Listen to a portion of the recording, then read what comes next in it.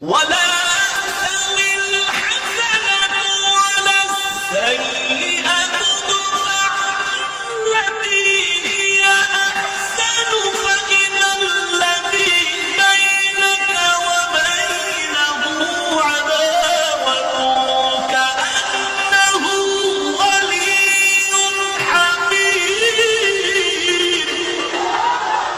إن الذين قالوا ربنا الله